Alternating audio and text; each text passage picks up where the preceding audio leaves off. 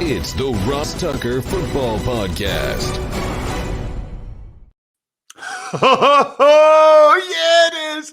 But it's not just any Ross Tucker Football Podcast. It's a teaching tutorial Thursday presented by DraftKings, America's #1 rated sportsbook app, which means it is a Greg Cosell Thursday before Super Bowl 55. You will not get a better breakdown of the big game than what you're going to get in about a minute and a half from the NFL matchup guy, the NFL films guru. We'll get to Greg momentarily. There's a reason why we have Greg on every single week. He is the civilian GOAT when it comes down to breaking down the video. We're also only one day away from having winners. We love giving out winners. Tomorrow, we'll have a spread the word winner. Easiest contest I'm aware of. Just retweet or like any of our posts at Ross Tucker NFL, at RossTuckerPod on Twitter, or sometimes I check Instagram, sometimes I check Facebook. I check them all. I look for new people that I haven't seen do it before. I announce you as the winner on a Friday. You get either a signed picture, a signed card, or one of these awesome signed press passes I have from this season. And I still have a bunch. Then we'll have the sponsor confirmation email winner. Absolutely love those of you that take advantage of any of our awesome sponsors on the sponsor page over at RossTucker.com. We don't take them unless we use them and like them. And we like that we're able to give you guys a code on things we already like and use ourselves anyway. And then we'll do the YouTube shout out winner. That's pretty cool too. You just subscribe to the YouTube page, youtube.com/RossTuckerNFL. And then if you comment on any of the videos, whether it's one of the highlight videos or the full episode videos, I see that. I see all the comments. I pick out one to get a Cameo style shout out. So the same thing people pay for on Cameo, like a 45-second shout out from me saying, hey, what's up? Yeah. Video. I'll do the same thing for you for free, just for subscribing to the YouTube page. We should, by the way, have our first YouTube-only football feedback show next week. Just looking for the next one or two people that take advantage of the code football over at 1-800-Flowers.com. Other than that, it is Big Show time. The Big Show. All right, I already introduced him. Greg Cosell, 41 years. Wait a minute, is it 42 yet, Greg? NFL I just film? Finished my 41st season at NFL Films, Ross. Unbelievable. He's the guy you see on NFL Matchup Show. You guys, by the way, Greg, have some good time slots on Sunday, I saw. Not too bad. Well, it's still a DVR event for most, but this will be the first year in about 30 years that I am not down there. We're shooting the show, but I will not be at the Super Bowl. I think it's about the first time in 30 years that's not the case. First time in about 10, I'd say, that I haven't been down there for any of it for obvious reasons. Before we get to the Super Bowl, and I want to get to it from a bunch of different angles. Nobody breaks it down better than you. Two things I wanted to pick your brain on quick. First, there were some rumors this week that there are teams reaching out to the Raiders for quarterback Derek Carr. Now, I'll talk about a little bit later my thoughts on where that leak came from in the first place. I don't get into that with you. What I get into with you is objectively, from what you saw this year, what is Derek Carr right now at this stage of his career? I thought, Greg, he played a decent amount better than he did last year overall. First of all, I think Derek Carr is a very solid NFL quarterback. You can line up and win with Derek Carr. But that raises the question, and this is talked about all the time, that there's a few select great quarterbacks in the NFL at any given time that people believe pretty much can carry a team to a Super Bowl. If you don't have one of those guys, are you always looking to replace them? And Derek Carr probably falls into that category. You can line up and play and win games with Derek Carr. He's got a good arm. He can make throws. I thought he was a little more aggressive this year in pushing the ball down the field. That may have been a function, too, of design and scheme. But I always thought, Ross, he was a little bit of a cautious quarterback, but this year I thought that he pushed the ball down the field more. So I thought he had a better year this year. Now, some of this could also be a function of the fact that we know that John Gruden is a coach that always seems to be a little bit disappointed in his quarterback. I think he's that kind of coach. So I don't know where the rumor started from, but the issue you face if you're a team that has that kind of quarterback, not a top 3, top 4 guy, is you still got to line up and play with a quarterback. So let's say you trade Derek Carr. If you're the Raiders, who do you line up with? You still have to line up and play. And you can line up and play and win games with Derek Carr. It's really interesting because I think this year he was a top 15 guy, somewhere between probably 10 and 13, maybe 10 and 14. Man, there's a lot of teams that he would be an upgrade for. A lot of teams. No, that's the issue you face. If the Raiders choose to trade him, they have to line someone up at the position, and it's never that easy. Sometimes you lose sight of a particular player, and then you realize he was a little better than you thought. Okay, let's get to then the Hall of Fame. And I'm actually going to have a Hall of Fame voter on tomorrow's show to go over the 15 modern era finalists. Greg, I got to tell you, I would have no problem with any of these guys getting in the Hall of Fame. And I'll talk about that tomorrow. I mean, I played against most of them. They're all fantastic. Fantastic. So I'm just curious, is there a guy when you look at those 15 that you feel like is maybe a little underrated, underappreciated? People don't really understand how good he really was. Yeah, there is a guy to me, and that's Torry Holt. Torry Holt obviously played in The Greatest Show on Turf. Isaac Bruce got into the Hall of Fame. Torry Holt's probably not quite seen at that level, even though he's in the top 15. But I thought Torry Holt was a great receiver. And, he got lost a little bit because of the other players within that offense. But when you talk about understanding how to play the receiver position, understanding how to run routes, the nuance, the subtlety, the discipline of being a high-level NFL receiver week to week, I really love Torry Holt's game.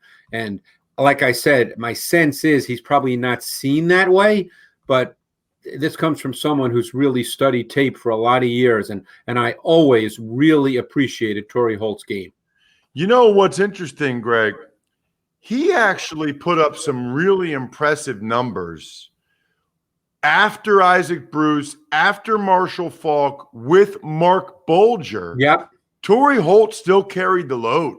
Yep. For a number of post-Kurt Warner years, Torry Holt put up big-time numbers. It wasn't just because he had those other guys around him. No. And to me, and I think you know what I mean, and hopefully the audience does, to me, he epitomized what a professional NFL receiver is. He knew the position, he studied the position, he played it with tremendous discipline, and he still had big playability. So I always loved watching Torry Holt. All right, let's dive into the Super Bowl, Greg. Man, this is kind of sad. It's the last game we have to preview or breakdown for a while. Should be noted, by the way, that we get into it pretty hot and heavy. Starting next week, we'll probably recap the Super Bowl with Greg, but we don't stop. Greg's already been watching the college prospects. We start to dive into the quarterbacks and other prospects. Greg's not going anywhere, at least through the draft. We're not letting him. So you got to keep listening and keep watching every week to start to get Greg's college breakdowns because they are phenomenal. But let's start, Greg, blank slate, blank canvas. When the Chiefs have the ball, Chiefs offense, Bucks defense, what are you most intrigued to watch? I'm going to be most intrigued to watch what Todd Bowles does because, to be honest with you, I don't have a really firm handle on how I think he'll go about this. Obviously, they got burned week 12 by Tyreek Hill. We know that. And they got burned playing multiple coverages. They got burned playing man coverage. They got burned playing zone coverage. So I am so anxious to see what Todd Bowles does in this game. Now, in that game, everybody talks about Todd Bowles blitzing. When they played week 12, Todd Bowles did not blitz much at all against Patrick Mahomes. And I think the concern when you blitz, and it all depends on what kind of blitz. There are safer blitzes as well, obviously, where you're not compromising coverage as much. But the concern is it's a numbers game. If you're going to rush more than 4, let's say you rush 5, that leaves 6 in coverage. So now it's a numbers game. You have 6 to defend 5, essentially, because one thing about Andy Reid is he wants to get 5 out. Now, the other side of that is you do have JPP and Shaq Barrett working against, I guess, Mike Remmers is going to play left tackle. So now there is a concern from a pass protection standpoint if you're the Chiefs. And when you have Vita Vea and Sue inside, they try to squeeze inside, and you hope you can keep Mahomes from making those special second reaction plays. But I just don't have a great feel for how Todd Bowles, and I'm being honest here, Ross, how he's going to go about this, because there are a number of, and I'm going to mention something else, but I don't want to give a lecture here, but there are a number of elements here that are difficult to defend. Yeah, well, listen, I don't think he's going to blitz very much. I don't think he should blitz very much. I personally think, Greg, the recipe for success for the Bucs, it has to be their D-line dominating the Chiefs O-line. Has to be. Like I don't see how they win without it, and they should. They're all really talented, highly paid, good players going up against a bunch of guys. Let's be honest, they've done a nice job. But I tweeted this at RossTuckerNFL. 4 of the 5 have been cut multiple times. The only one who hasn't, Greg, is Nick Allegretti, a second-year, 7th-round pick. I mean, this D-line needs to dominate. I would agree. And your point about the blitz is a good one. Now, and people should remember, as much as people talk about Todd Bowles blitzing, all 5 sacks against Aaron Rodgers in the NFC Championship game, 3 by Barrett and 2 by JPP, came on 4-man D-line rushes, no blitz.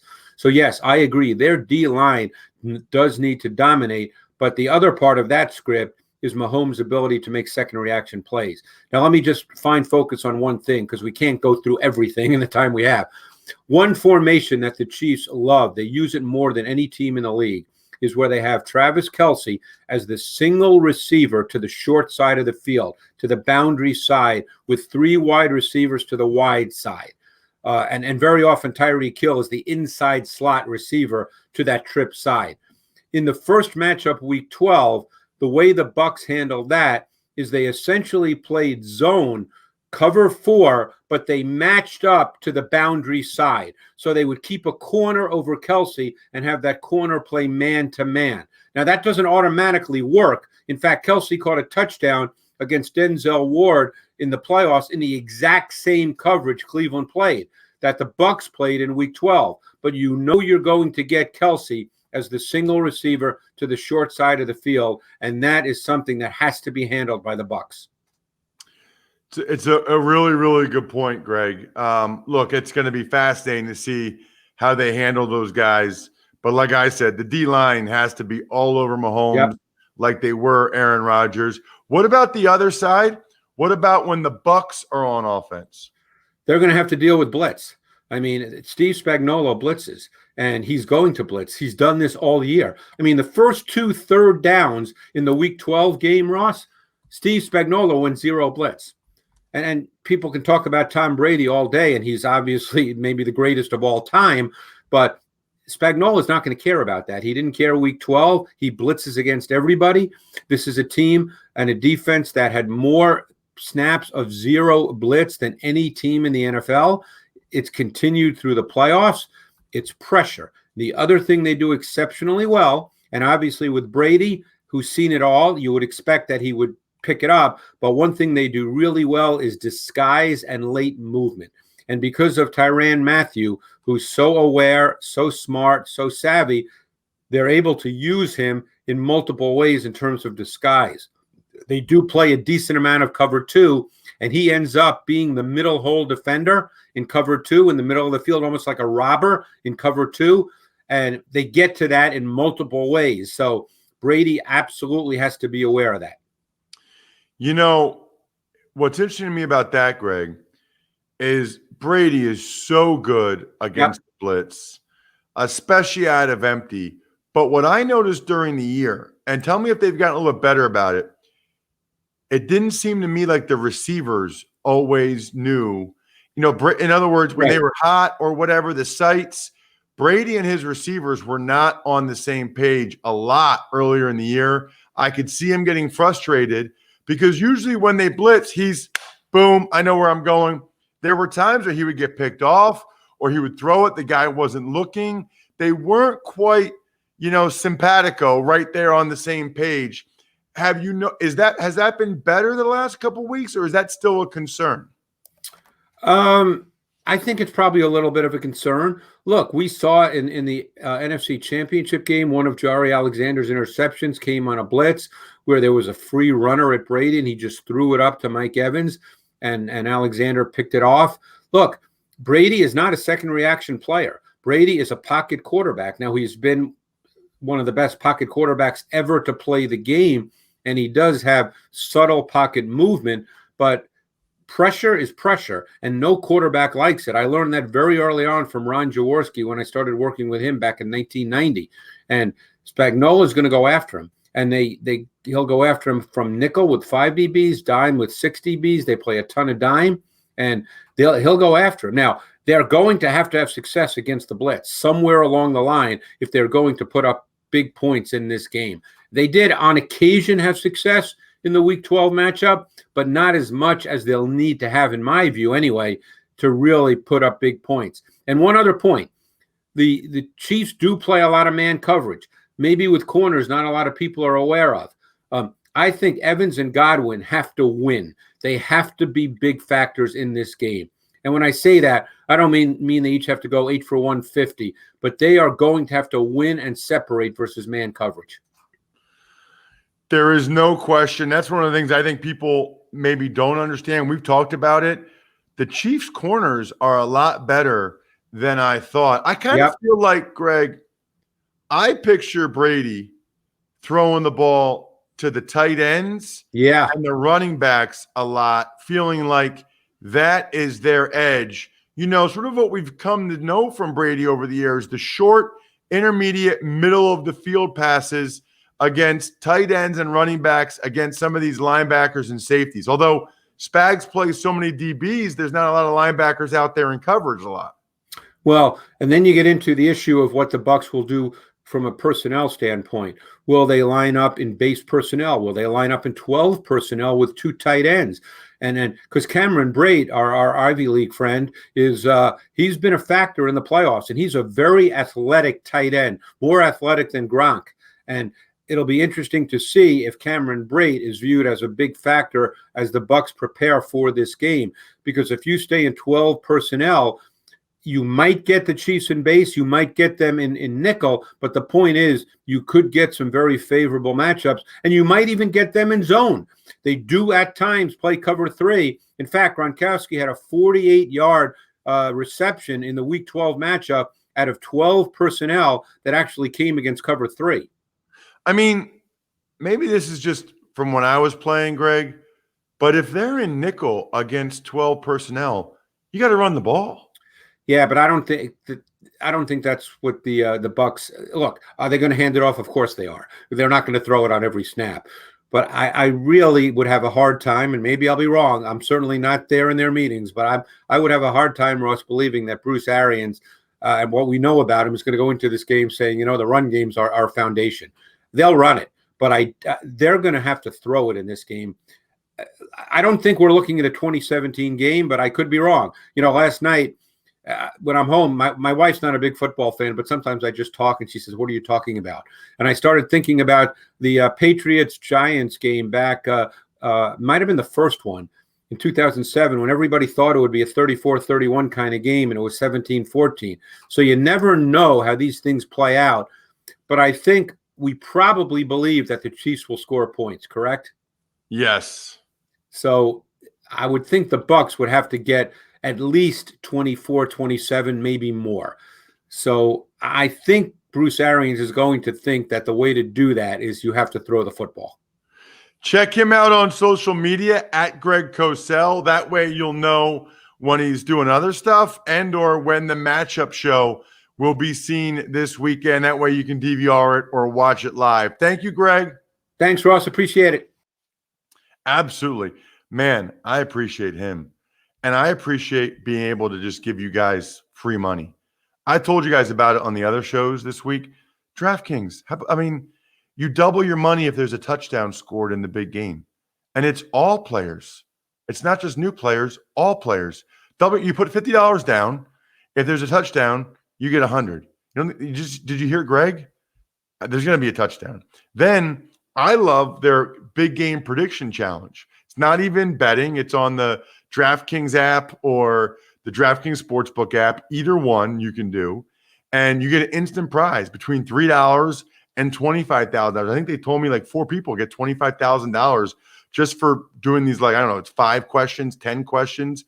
And you can do that through the first 3 quarters. So the bottom line is get the app on your phone and then do both these. Get the free $50, but definitely do the prediction challenge and get the instant prize. And you might even win big money. Download the DraftKings Sportsbook app.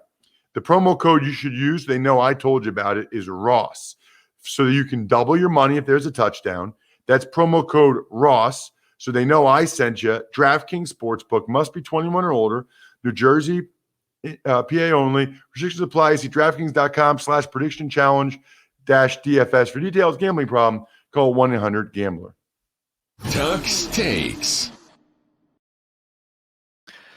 Hi, Ross. Well, let's start today with what you and Greg started off with. The Raiders getting some interest for Derek Carr, possible trade scenarios.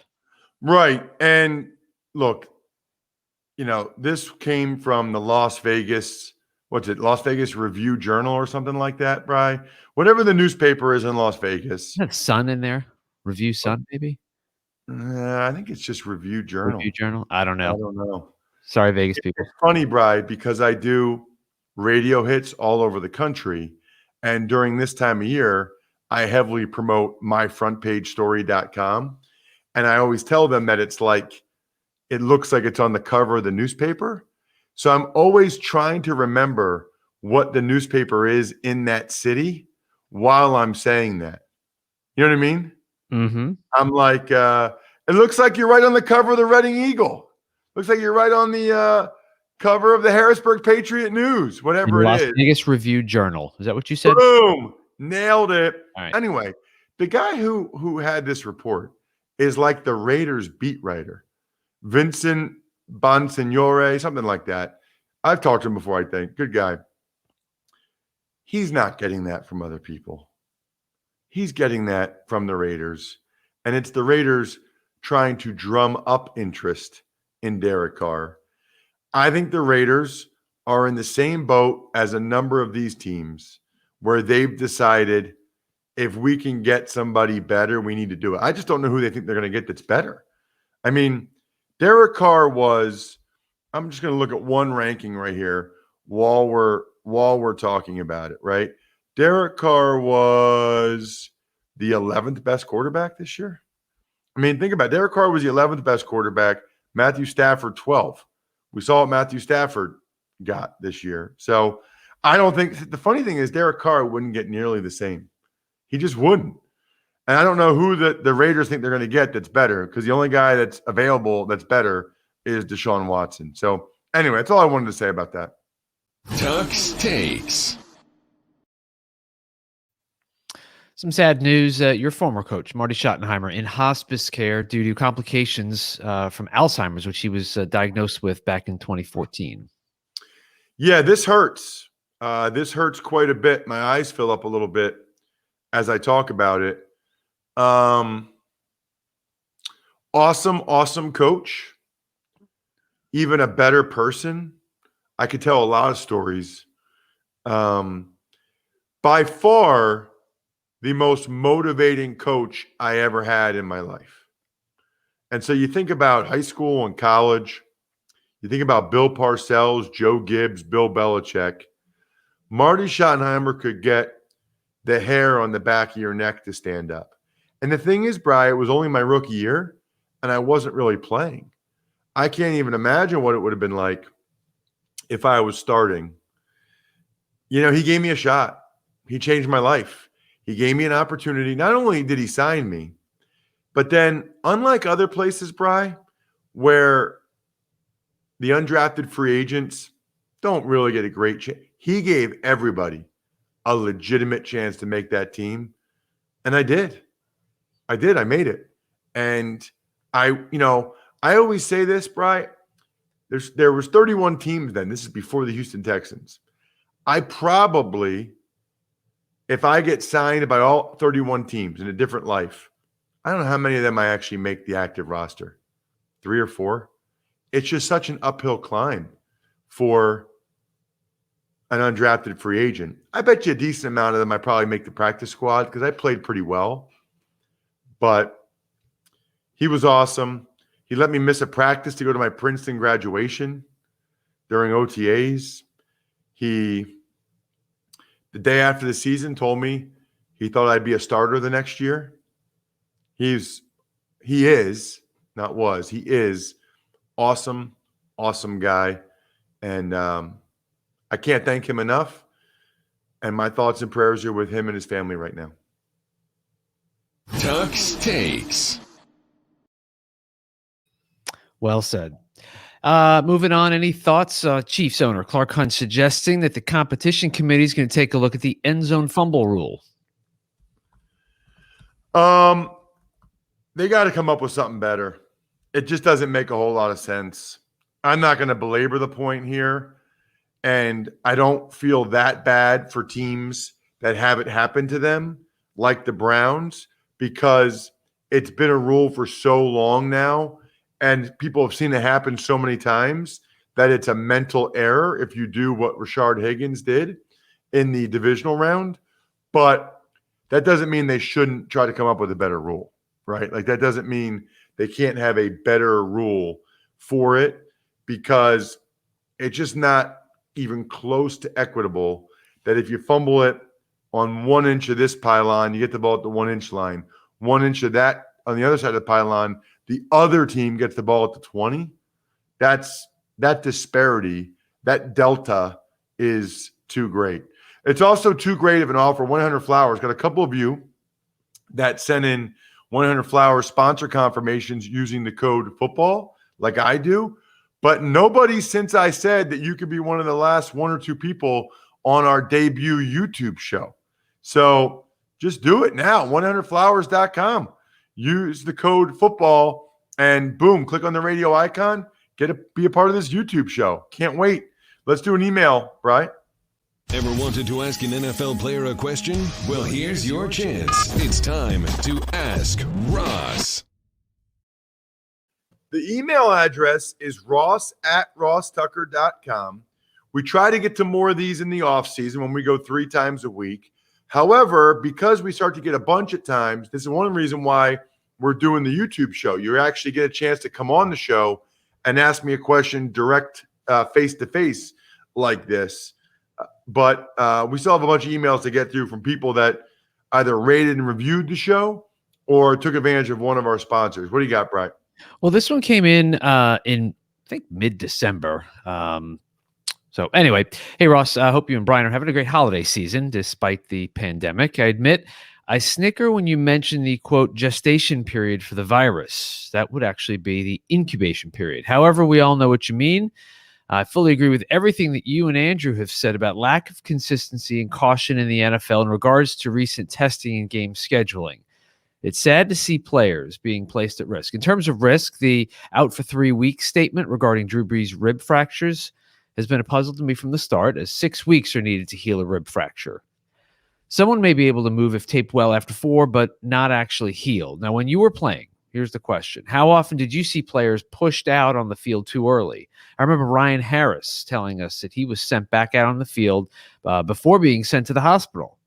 So how often does this sort of thing happen? It seems like outside medical opinions are not realistic or timely options for the majority of players. Is there a role for the players' union in contract negotiation to establish better process, or is the gladiator mentality here to stay? That is from our good friend Kate. Kate Kolobaba, she is awesome. Love her. Thank you. Incubation, not gestation. Definitely butchered that a bunch. As for player injuries, I guess the first thing I would tell you is there's a much different scale for returning from injuries for professional football players than there is for normal people. There just is. Like, it's one reason why I think at times the teams don't want you to get a second opinion and kind of snicker when you do because of what you just said there, Kate. Like, you go to some normal doctor, they're going to say, well, rib fracture, you probably shouldn't do anything for 6 weeks. That's just not how pro football works. I will also tell you, Kate, a lot of times it's the player that wants to play. It's the player that's pushing to play. You know, now there are times where they might hold off on giving you an MRI or something like that unless you say, no, I want one, because maybe they want, plausible deniability, right? We think you just have a bulging disc, and then you get their MRI and it's a herniated disc, right? And then you might think about not playing. There, you have the right. Every player has a right to a second opinion, and every player should get that second opinion. Now, the teams don't always like it when you do, but too bad. The older I got, and I get second opinions for everything now in life based on my experience in the NFL, based on other guys' experience. Now, I will say this. During a game, they're going to try to see if you can fight through it and get back out there during a game. Unless it's a concussion, they're going to see, and I've got a lot of stories I could tell there. But during the week, that is when you have the opportunity, if you so desire, to get a second opinion. However, most of the guys, they want to play, and it's like, okay, you got a broken whatever, you're out 3 weeks. Okay, like, are you going to get a second opinion so the guy can say you're out 4 weeks instead of 3? Probably not. But for major things, surgeries, a lot of second opinions happen in the offseason, it seems like. Really good question, Kate. That would be a good – I'll have an off-season episode with Dr. Chow, and we'll just discuss that whole process, because I do think it's really interesting. I also do think our patrons are amazing. Shout-outs to Pizza Boy Brewing, Sporticulture, SteakhouseSports.com, Vision Comics with an X, and DinerDepot.com. I will be having a Pizza Boy beer this weekend at some point. So we love all of our patrons.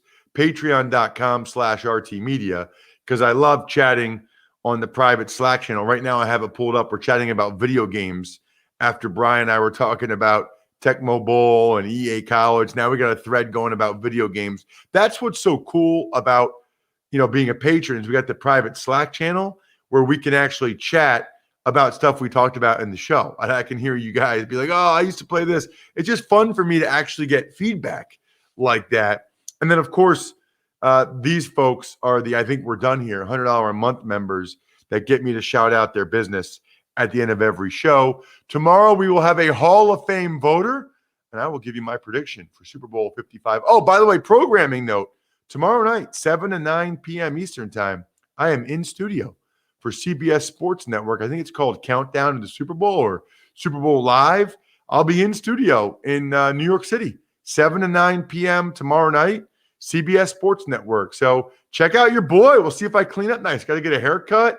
Got to actually wear a suit. I'm so used to just wearing the CBS blazer. Got to pick out a suit and tie and see if I clean up as well as Bride does. I think we're done here. Thanks for listening to the Ross Tucker Football Podcast. Make sure to also subscribe to the Fantasy Feast, Even Money, Business of Sports, and College Draft. All available at Apple Podcasts, RossTucker.com, or wherever podcasts can be found.